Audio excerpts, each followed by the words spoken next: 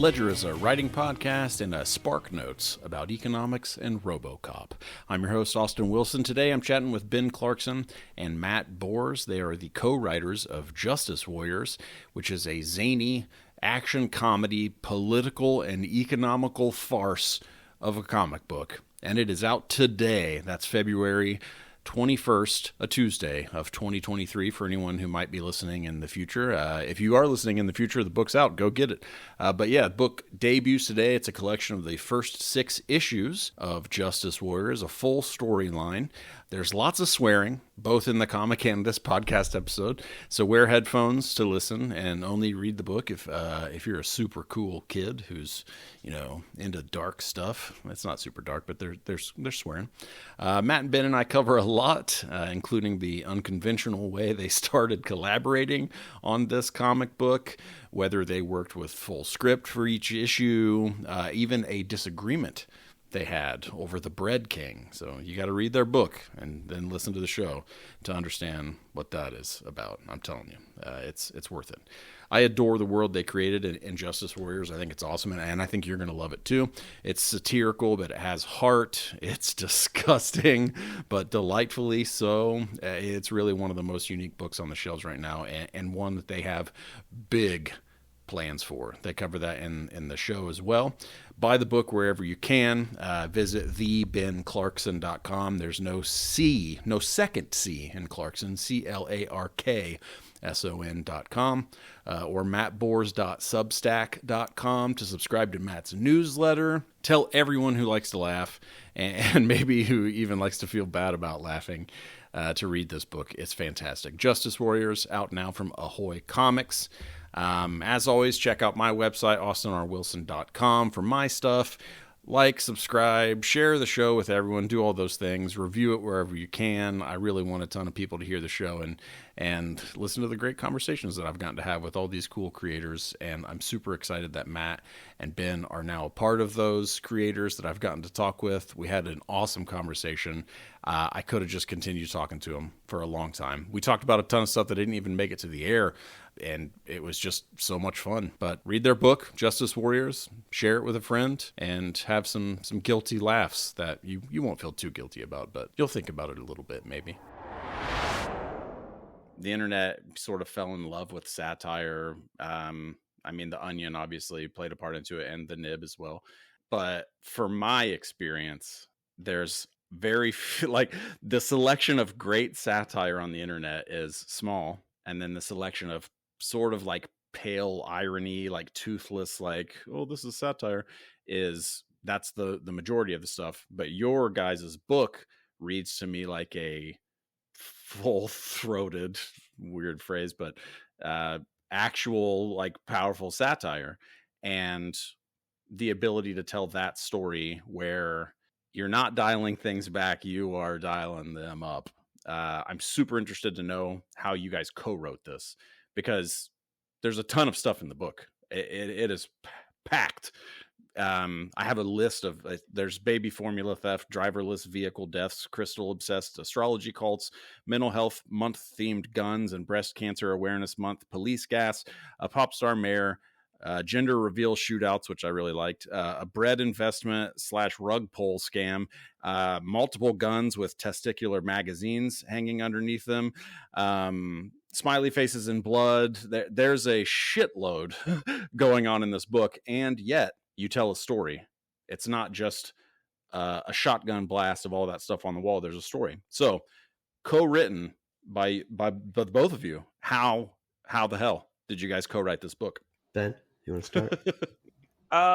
It's sort of because I had this concept. Justice Warriors just created a long time ago, just drawings. I was just drawing characters, and I got Swamp Cop, and then I started working on it. This was like 10 years ago. And then I start like adding more characters, adding more ideas. And then I had this realization when my first kid was born, like, oh, I have no spare time anymore.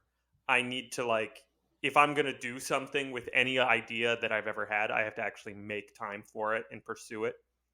And so I started scheming and scamming any way I possibly could to find time or funding to pursue my ideas. And it had come to a head right before the pandemic. I had pitched Justice Warriors as a TV show, and it didn't really get anywhere. But I'm like one guy. I don't have an agent. I don't have any representation. I've never worked in the studio system. I'm totally independent. I've made all my money independently. Every art project I've ever done has been independent. And so I cold called Matt on Twitter and I said, hey, stop being one of the most famous political cartoonists of our generation and work on this with me. And he basically said yes eventually. That's a bad lesson for everyone listening. That is not how it happens. It's a very bad lesson to teach people. Yeah. But honestly, it is literally how it happens. You just meet people and you hit it off and you have good ideas. And Matt has become like one of these, like he's a guy that we didn't even interact on Twitter before I DM'd him. And he's one of my best friends now. He's as close to my family as any person is going to be. I've invested years of my life into him. And he's invested like his future into this partnership. And I'm over the moon about it. You know, you find people. And then I started telling him like my brain ramblings from like 10 years. And so we started like snatching the good ideas out and putting them into a script, into a document. And then we started weaving any joke we could possibly come up with. And we would have these long meetings together where we would, a lot of it was just making each other laugh and trying to come up with solutions for stuff. And then Matt sort of took over the heavy lifting on scripting. So he would take those meetings and his notes and put together a draft.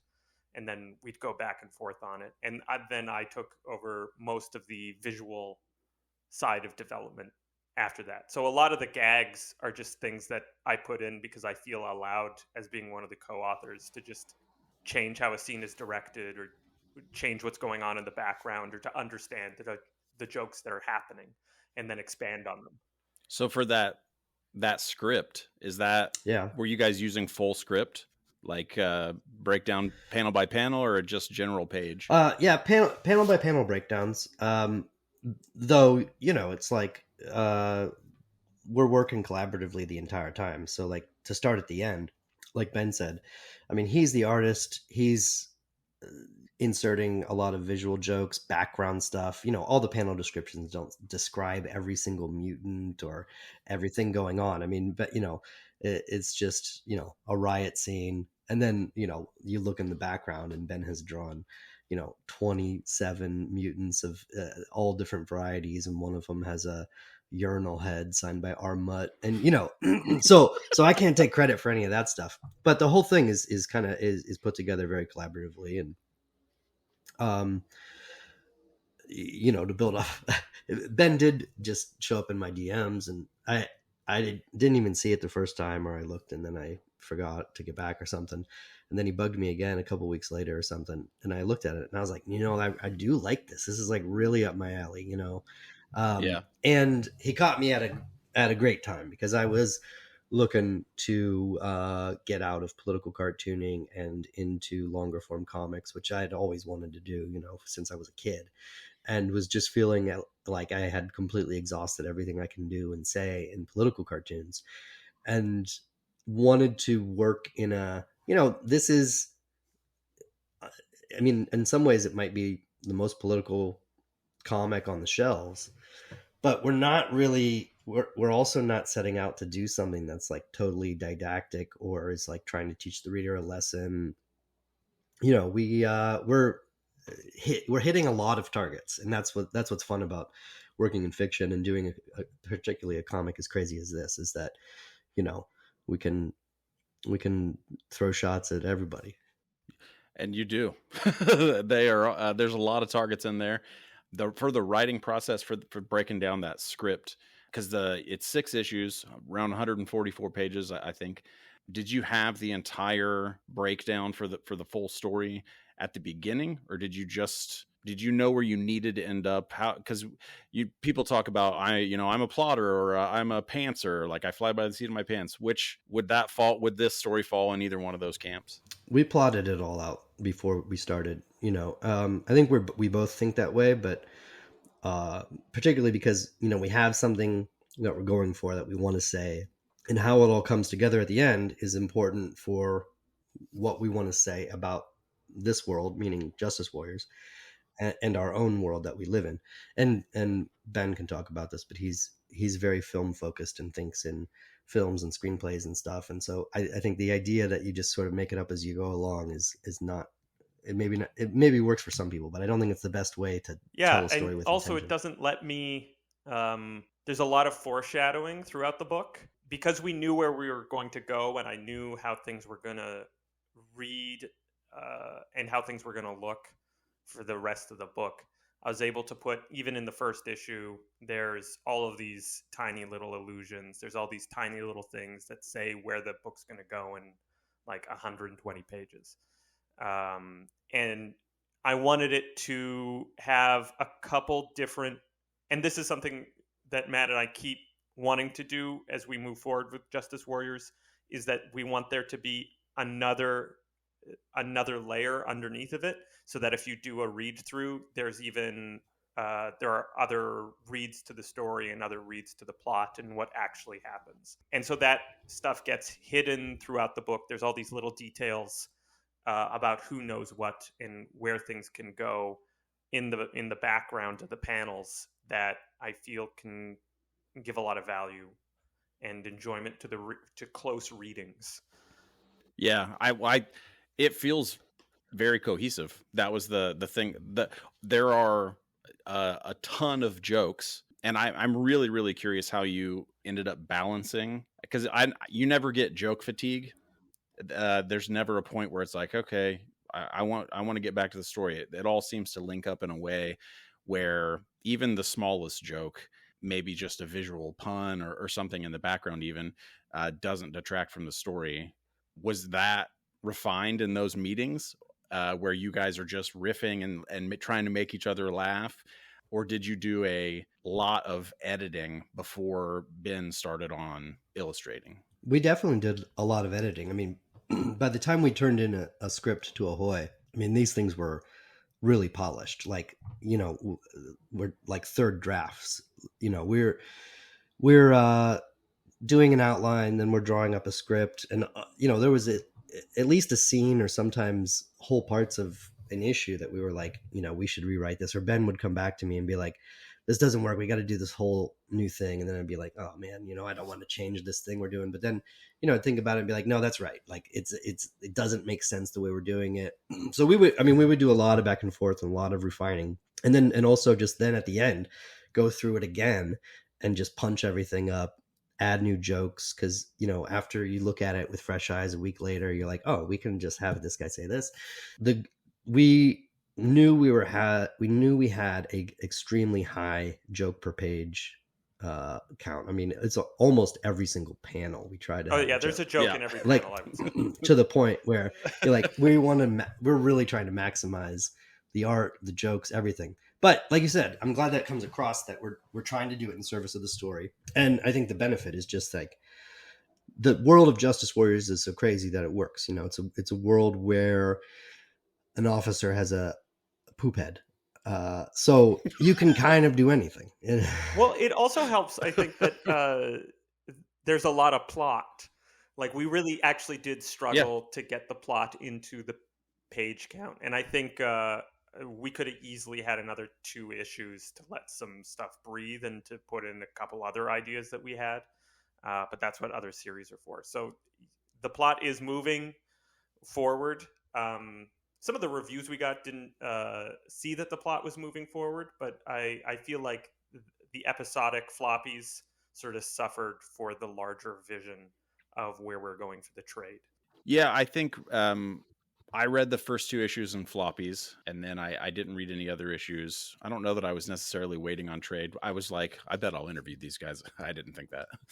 But I knew I was going to read the rest of it. I just got around to it before this interview, and even those 2 issues that I read felt really, really cohesive and linked together. And on that, my close reading, I started picking up on some of the allusions for the cult that was going to end up showing up that I had maybe not seen the first time. So it all sticks together for me. That I'm super interested to hear what something you guys saw in the script that you felt didn't work and had to go and rework. Did that happen more with jokes, or is that literally the only, like, the plot was the thing that you felt like you needed to rework? I remember a big thing. This is sort of different than it was something that we didn't rework, I think. So the Bread King. Remember we had a big debate about that, Ben? Oh yeah, we fought so hard on the Bread King. Well, we didn't really fight on it, but we went. Well, that's the closest thing we've ever had to a fight. We went back and forth forever. So, the premise of Justice Warriors, to start out, not the premise, but the plot device kind of, is that Bubble City is, in addition to being a physical bubble barrier, also has a boom and bust economy that constantly crashes and creates new types of crime. So, by the second issue, we're already in our second boom and bust cycle. And that's, creating the new types of crime, and it's bread crime. And so, like, we wrote it. We had talked about that forever, and we wrote it out. And then, like, right before we turned it in, Ben was like, we shouldn't do the bread thing. It's like too much too fast. Like, we're doing a new, because then we knew helicopter crime was coming. He was like, it should just be like, stick with the record thing. And like, now there's a secondary market for the records, and people are trading them for food, or just stick with the records because we're going to confuse people too much. And he was like, I didn't want to let go of Bread King because I liked the joke too much, but then I was like, maybe I just like the joke too much. And then I was like coming around, and we were like, we got to have Tom Pyre settle this because, like, we can't figure out this anymore. So we sent it to him, and he was like, no, Bread King's great. And we were like, okay, I think it was a fair concern that we were like throwing too much at the reader, because the world itself is crazy, and like, we're dealing with economics in a comic book, and you could lose people. But I think it worked. Yeah, one thing you said to me, Matt, that really convinced me you were correct is you said it's zany. Yeah. And I had always thought of, like, on one hand, I think Justice Warriors is the dumbest possible thing you could ever read. But then on the other hand, I want it to be the smartest, like, comic book you've ever read. Like, I want it to be like a total satire of political economy and sociology. But then on the other hand, I want it to be poop jokes, fart jokes, people tripping over their dicks. Like, I want it to be vulgar, but I want it to be smart. And Matt refocused me on, like, it has to be zany. It's like an episode of The Simpsons, and I was thinking too much prestige TV writing.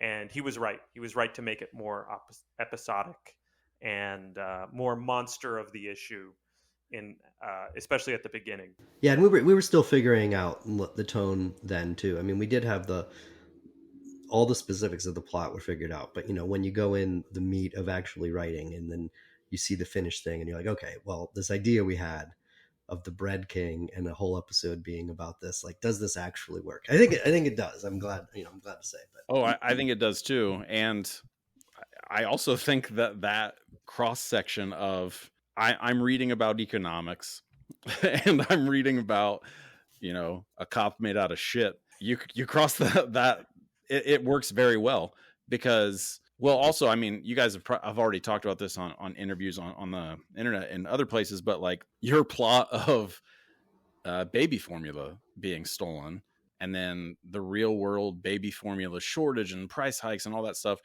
It's weird to say, like, that was fortuitous, but it also gave me another lens to see your story through, where I was like, oh shit, this is not necessarily more realistic, but the things that are being covered are actually things that are in my real life, despite there being a guy whose head is on upside down, but his nose is right side up and he's got a mustache.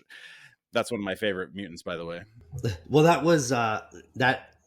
Not everything came from our lives, but that thing did. Yeah. In particular, at the time, I think at the time we were writing it, I had a baby at the beginning of the pandemic, 2 months before the lockdown started, and he had a milk protein allergy and wasn't doing well because he wasn't absorbing nutrients, and he needed formula. And even a specific kind of formula, so it was even more expensive than normal stuff. And it's like, holy shit, it's unless you deal with that stuff, unless you know about it, which most people don't until they have a kid or need it or something like that, then you're like, holy shit. And the baby formula is expensive, and they put it in a locked cage at the grocery store so that poor people don't steal it because they need it to keep their kids alive. So but we didn't want it to just be like, oh, they're stealing cash from the register. We wanted it to be something real specific. And that's funny. My next question was about specificity, because that's one of the big things with comedy writing is specificity helps carry a joke. And did you ever get to a point in the book where you're like, this is too specific, almost to the point of being esoteric? Like, our readers are not going to, is that kind of where you worry with the Bread King was like, this is almost too specific, we need to broaden it? Or I don't know. We got a Marxist tarot card reader. We got the whole astrology thing to begin with. I mean, Matt went insane with like astrology TikToks. Like, he would be sending me stuff that's completely unhinged. I mean, the Libra gang, great material. The Libra gang, we didn't want to just do like mutant lives matter in the right? Sure. Because you're getting too much to like a 1-to-1 comparison of a real life movement. And we also didn't want to just be like, oh, this is the good social movement. They have a lot of good points. Certainly the cops aren't great and capitalism sucks, but they are also, deranged by their own ideology. And that was influenced by a lot of things going on online. No surprise, but more things than just astrology. But specifically, I was downloading a lot into my head astrology, Instagram, and in like investor TikTok, basically, which is like a total lunatic zone where there's like 22-year-olds who know absolutely nothing, and they just like started learning some terms, and then they just talk with the confidence of like Jim Cramer, who already, he's more confident than he should be anyway. He's an idiot, but he at least has some pedigree, and he's conversant.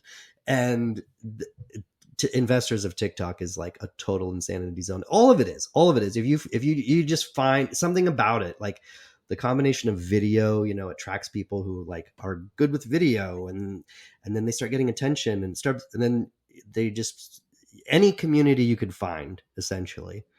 If you find the most hardcore contingent of it, they become crazy, like whatever it is. I was reading recently about knitting, how knitting became obsessed with social justice, and then they were like calling each other out, and it got crazy. People become conspiracy theorists and start talking. It's hey, that's me. It is bonkers.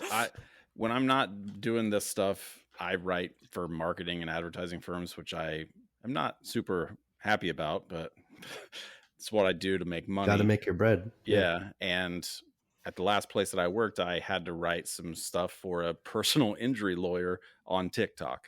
And that's my peek into that world of famous personal injury lawyers who are on TikTok and Instagram. That was one of the days where I was just like, I am going to lose my fucking mind. And wow, that's great. That's a great insight, because personal injury lawyers already have a bad rap. Yes. And then if you just you imagine the most deranged subset that respond to like the incentives of the algorithm, and you're the research that I did and the stuff that I watched and the shit that I had to write, and it's all about like capital letters, like just put a word in capital letters and they're gonna love it. It's this weird subculture of like you're taking advantage of people, and one of the weirder things that I've had to write. Keep in mind that QAnon really emerged before TikTok. Yeah. It's all of this is just going to get worse. Oh, yeah. And worse and worse. Like there's this like I went down my own like insane rabbit hole when we were writing the book. Because I was obsessed with QAnon. I was obsessed with this like idea of a cognitive virus that which leads into the main the heavy, the big bad in the book. Like people have people catch Tourette's now. Yeah, the ticks on TikTok. I've seen this. Yeah, because people get dopamine from doing it, from acting out trauma and injury. And so, because Tourette's only manifests as symptoms, from a clinical perspective, they get Tourette's syndrome from TikTok. Yeah, And this is only going to accelerate and get worse because more and more just the reward structure of our lives is going to get more and more divorced from the actual, and this is also the point of the book, is that the reward structures of our lives are divorced from the economic rewards of the world. Yeah. So the work or value you create for society has nothing to do with what you are rewarded with. The compensation is unlinked. So I think as we go into the next sort of period in history, like literally, so this is me being a crazy economics guy again. Right now, when you have a good jobs report, when like unemployment is down, the markets tank, because if they're actively using the the central bank interest rate, they're trying to get unemployed people to push down on wages, which is going to push down inflation, because if wages go up, then inflation goes up. So they're trying to make a bunch of unemployed people. So as you have a good economy report, that means the stock market crashes. If the economy is doing well, the stock market crashes.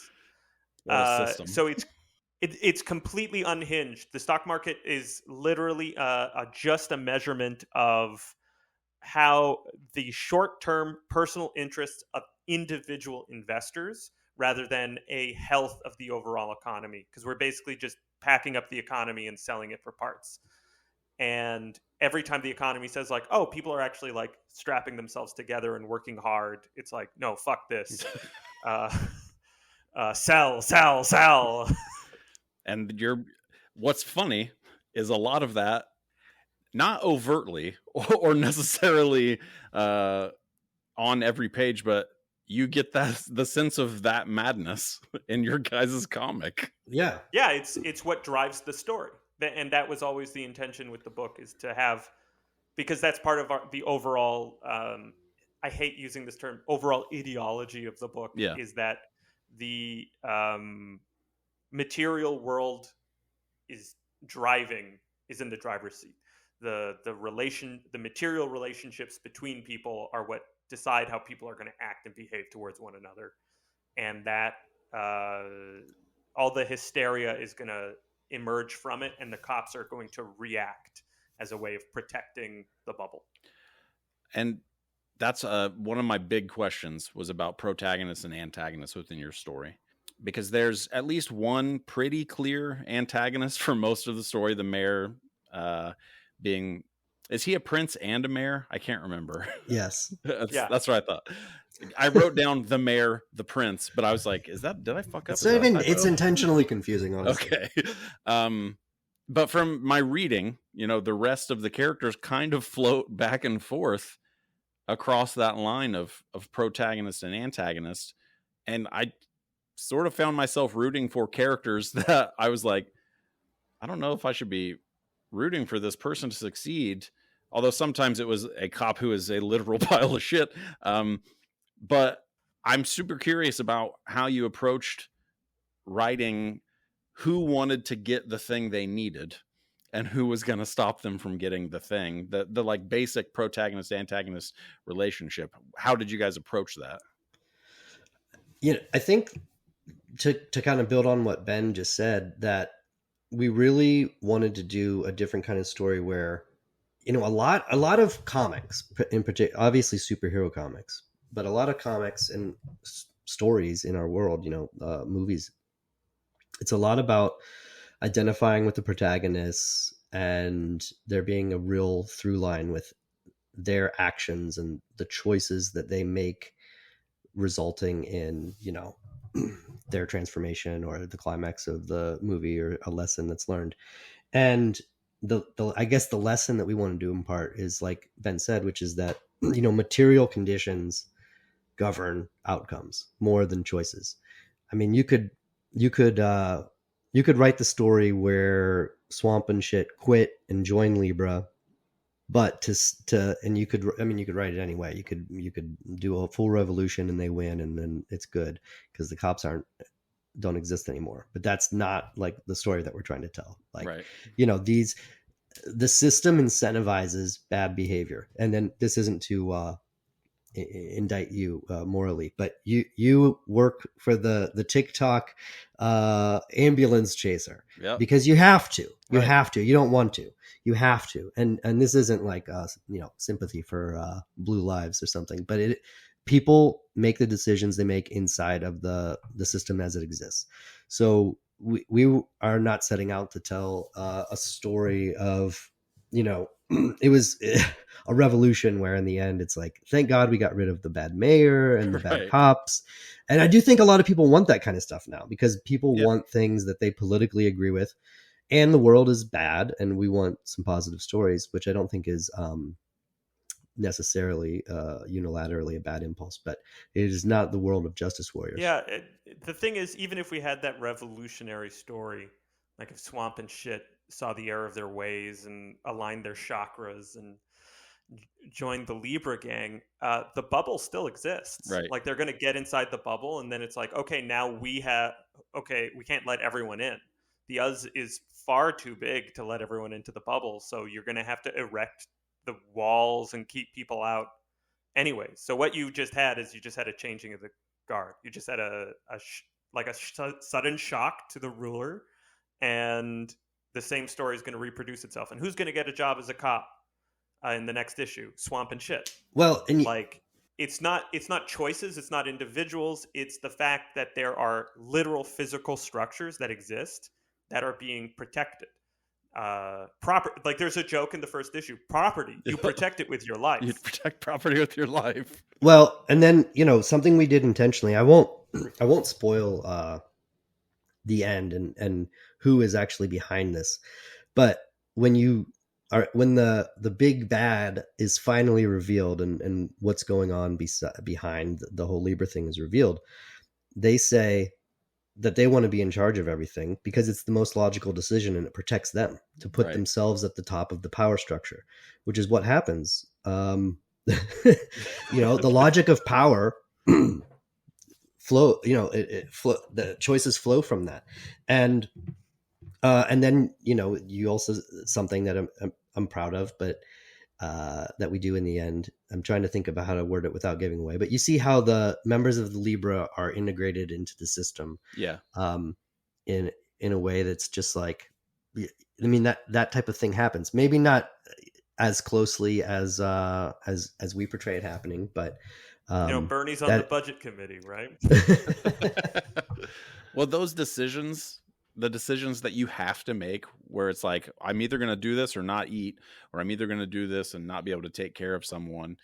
I don't know that I would have thought about it before we had the conversation, but I feel like that is a great through line for the book, a big theme of those people making those decisions. And I mean, even in the situations where I was like, I hope shit's okay, thinking about the cop, because he had there's emotion to that character, ironically, that I identified with in some cases, but he would then later make decisions where I'm like, oh yeah, no, okay, the nuance of people who are neither all good or all bad, and even those stories kind of revel in that, like, this is the hero, and because they'll never do anything wrong.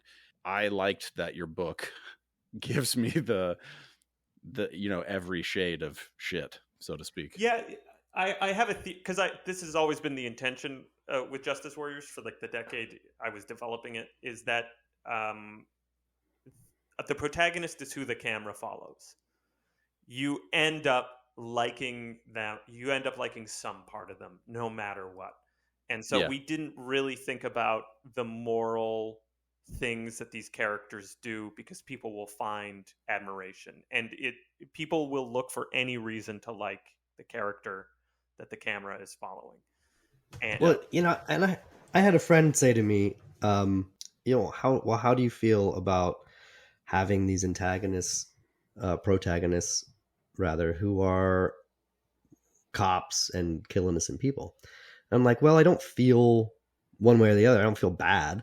I like Swamp Cop is a good example where, you know, we intentionally put him through the ringer.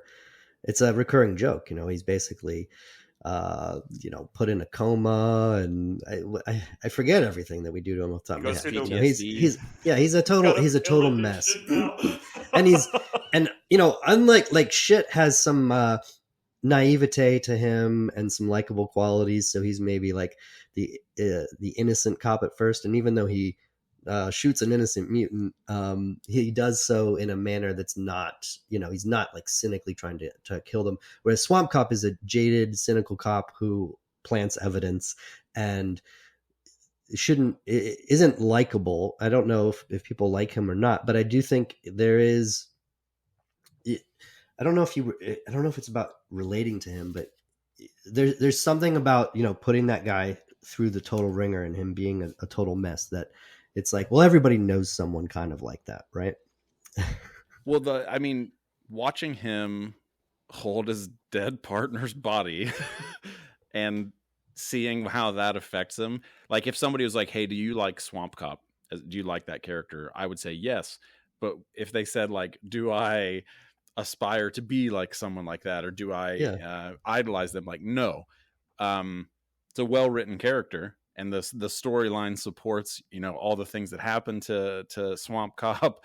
And it's weird though that to think about, like, how do you feel about writing those, because that scene you're talking about where that innocent mutant gets shot, it's funny. And that's another thing that there was at least a part of my brain that was like, you're laughing at a thing that's based in reality that's horrific, but it's funny.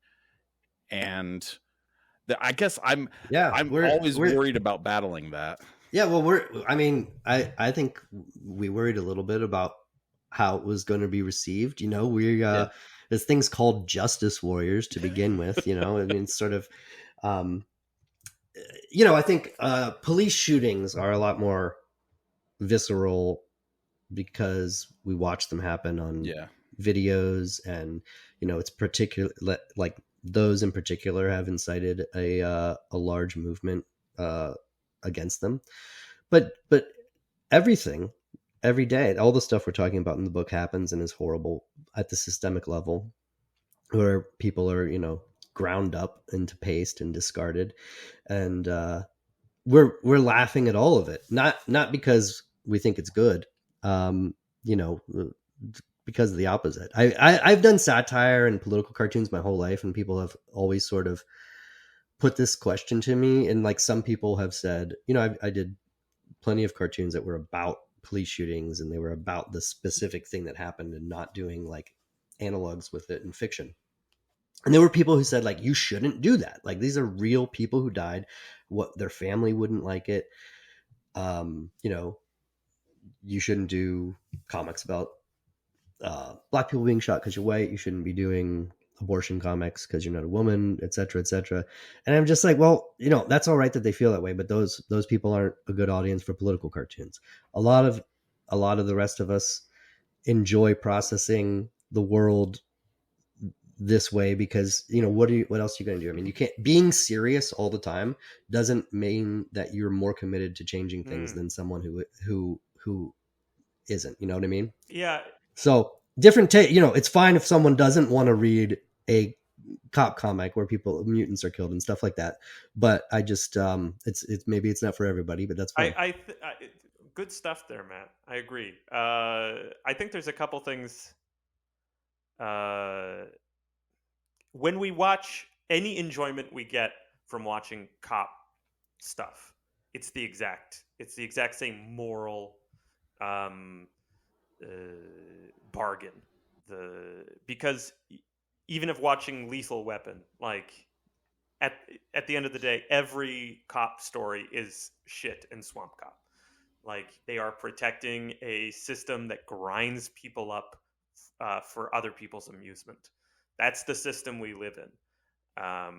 And the entire point of Justice Warriors, and this is a part of all writing and joke telling that I've always felt really strongly about, is that I want you to laugh, but I want you to feel bad for laughing. Because I think that, we have to enjoy the world at a certain point. We have to enjoy somehow. We always find a way to enjoy. And there's always a perverse element to enjoyment. And I think that it's good to at least be aware and revel in our own perversion, because otherwise then we close our eyes to the perverse elements of our enjoyment that we're always partaking in.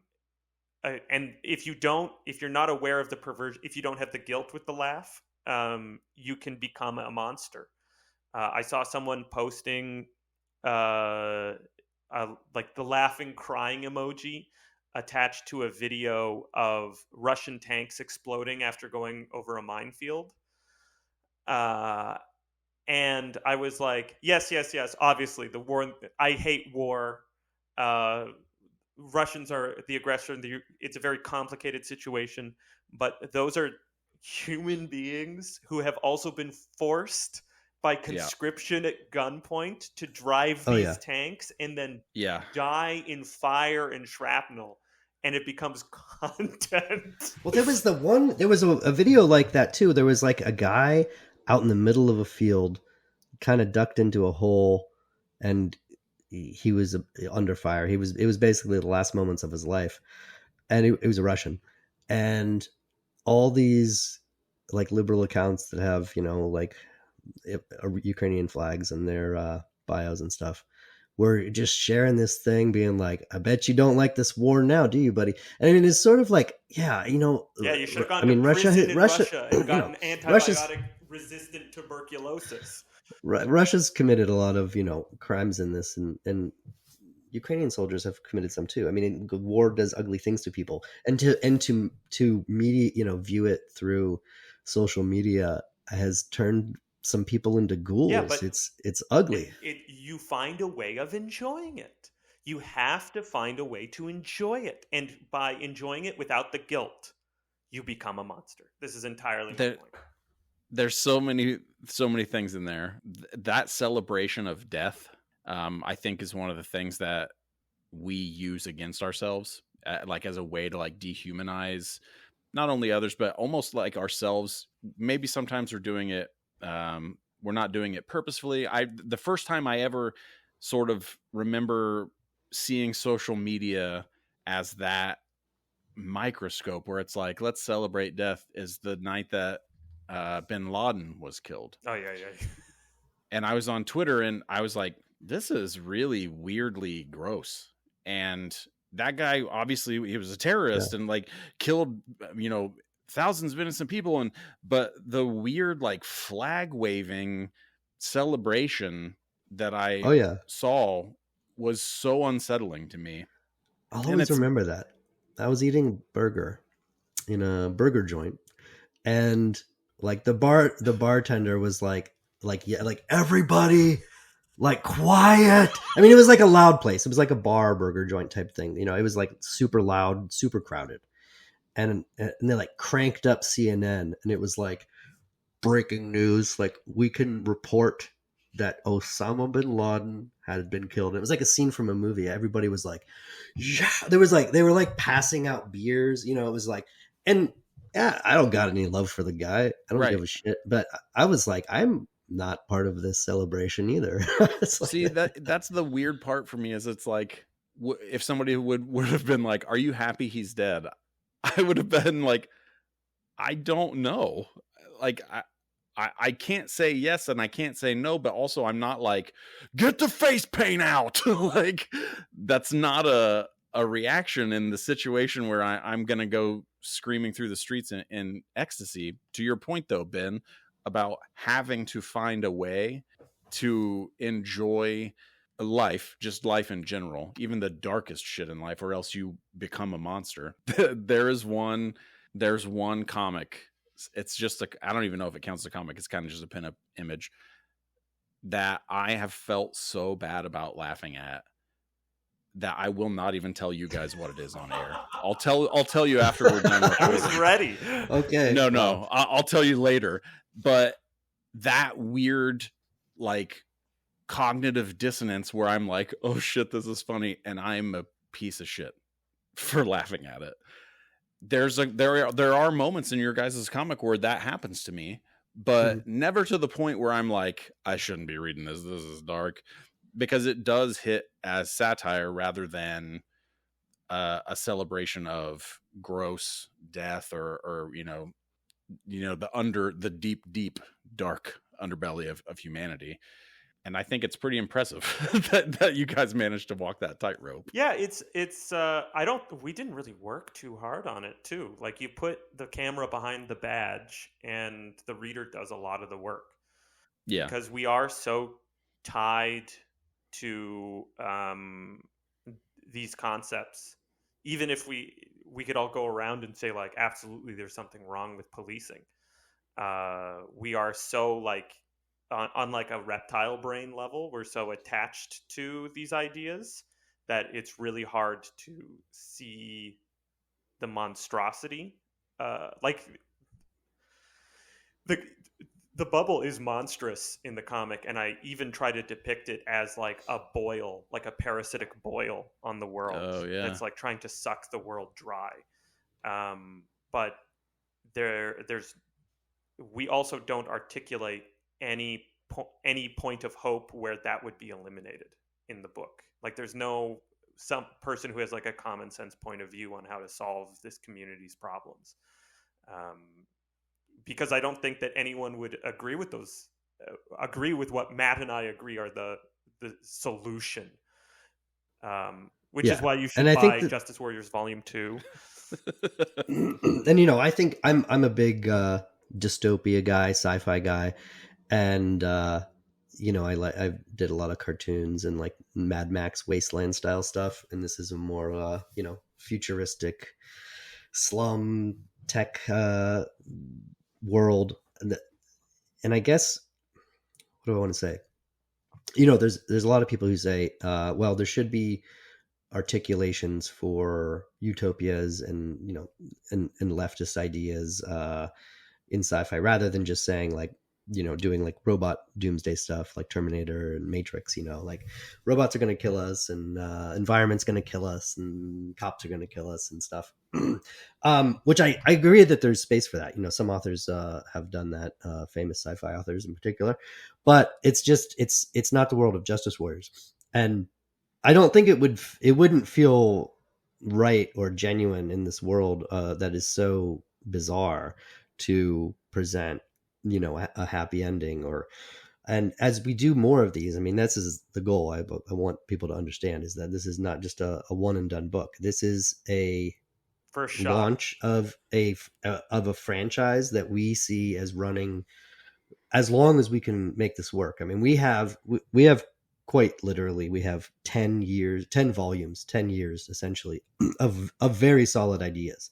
So it's like, through this world of the structure that we've set up, the bubble, the mutants, the police, the mayor being a weird celebrity, there being a weird rat cyborg who seems to be, his role is not articulated, but as soon as he walked on panel, I was like, oh, I know you're coming back, buddy. Yeah, he's not a good he's not a good guy, that's for sure. But he I don't think I'll spoil anything by saying he's basically like an NSA or a CIA, combination of that stuff, above or beside the police and working in his own capacity. But anyway, these different characters will play different roles, not different roles, but they may have different, they may be in the foreground of a series or more in the background. We plan on doing elections. We plan on doing sports. We plan on doing more explicit environmental stuff. I feel like the first volume was a lot of things that focused on the economy a lot, cops, social revolutions. We're going to, like, we plan on articulating what everything in this world, this version of the world, looks like. Like, what does war with a neighboring city look like? If assuming that there is one. We haven't even gotten to the wider world outside of the bubble in the Uz, if the Uz ever ends, or maybe it encompasses the Earth. So we have a lot of plans. That is a lot to take in. We're getting near the end now. One thing I wanted to kind of leave you guys with is I wasn't young enough when Judge Dredd was in its heyday or I wasn't old enough when Judge Dredd was in its heyday to read it and to get the reaction from it that I've heard other people say they had. But this comic does make me feel the way that people talk about Judge Dredd and how it made them feel. Weirdly, because I think Judge Dredd is on a different path than what you guys are doing, but it seems almost like maybe like the opposite side of the coin, because my first introduction to Judge Dredd was Sylvester Stallone. Me too. Which is, I love it. I saw it in the theater and I was a fan. It's been a few years since I've seen it now, and I don't know if it holds up. Actually, no, I think I watched it 5 years ago. And anyway, is this anywhere near Judge Dredd in your minds as far as its impact on readers, what you're aiming for, just as a way to give people an idea what they're in for when they grab your book? It's definitely funnier than Judge Dredd. Like Judge Dredd, I didn't reach Judge Dredd until we started writing this. Matt sent me a bunch, and then I bought a bunch. And Dredd is pretty pulpy, and it sort of boils down sometimes to just be like generic sci-fi, and then like monster of the week, like, oh, Judge Death, life is illegal, and I'm like, but what does that like mean? How does that relate to my life? I feel like it's very comic-y, and I'm not a huge comics guy. This is my first comic book. That is fucking crazy, because your stuff on this book is amazing. Thank you. Your understanding of panel progression and storytelling there's no way anyone would have been able to convince me that this was your first comic if you hadn't just told me when that. you got a good writer, you can that's right. You can take these guys and it really is. It's all about guiding them, isn't it? Exactly. Panel really one, small, well, that's why I was so interested in how you guys did it, because you're both storytellers. Well, in your own art. We did start out where I was doing a little more doodles and stuff and had ideas. Actually, well, I can answer my part of the Judge Dredd question for you first, which is... Well, let me just finish and say go ahead, that Ben. It's in a lot of ways more serious than Judge Dredd and funnier. Like, it has a much more coherent point of view. I don't think Judge Dredd has a coherent point of view. I think it's having a lot of fun with just like sci-fi stuff, and it has some great characters that people are very invested in. I do think that I'm very proud of the type of satire that we've been able to put together with Justice Warriors, and how smart it is at the same time as being very vulgar and stupid and having a lot of very dumb jokes. Like, we really skate a fine line, and I think it's something special that we've put together. I think it's a much closer to RoboCop than it is to Judge Dredd. Oh yeah. Yeah, Judge Dredd's going to be a comparison that happens a lot. I'm a big Dredd guy. I mean, I've read a lot of it, but I'm, conscious of that, and we're trying to do something. Certainly, it's closer to Judge Dredd than X-Men and Batman, right? Okay, so, but I do really want to do what that was for the UK. And it was a satire of the U.S., but also people in the U.S. really haven't read Judge Dredd, and I find I want to fill that niche for the U.S. and create our own franchise. And it is it's a lot weirder, I think, funnier, like Ben said, dialing up everything, weirder mutants, crazier action, everything, but also I think very rooted in our politics without trying to be didactic and make a story that tries to teach people a lesson, or you have to agree with our politics to enjoy it, but also trying to describe a way the world works. And I would say the main difference between Judge Dredd and our characters is Dredd, even though he's not necessarily a good guy, he performs heroic actions, and he's definitely competent. He's very competent. He has saved the city from imminent destruction on multiple occasions. And I would say that our crew is aggressively incompetent in a way that, more mirrors our world. So that's my take on that. Yeah, Dread ends up being a bit of a hero story still, whereas ours is a farce. It really is. It's the difference between like G.I. Joe and The Simpsons, I think. Yeah. Well, it absolutely works. I think that fine line is walked, and there's a lot of interesting characters and stories that you guys are telling in there. I love the panel where this is an issue 1, so it's not a huge spoiler, but it's where the cop gets hit by the driverless bus. It's one of my favorite panels of comics that I've seen in a long time. Oh, yeah. The incorporation of that sound effect and the art, and it's magnificent. Oh, thanks. Excellent work. I'm super pumped for people to read your book, and I really appreciate you guys coming on. Yeah, thanks a lot. Thanks for having us. Oh, it's been a great conversation. Thank you. Justice Warriors Volume 1 is available now. It contains issues 1 through 6, the first storyline in the Justice Warriors world. Make sure you pick it up so you can prepare for all the crazy stuff they have planned in the future. Go to comicsahoy.com. That's Ahoy Comics' official website. Follow Ben and Matt everywhere you can online.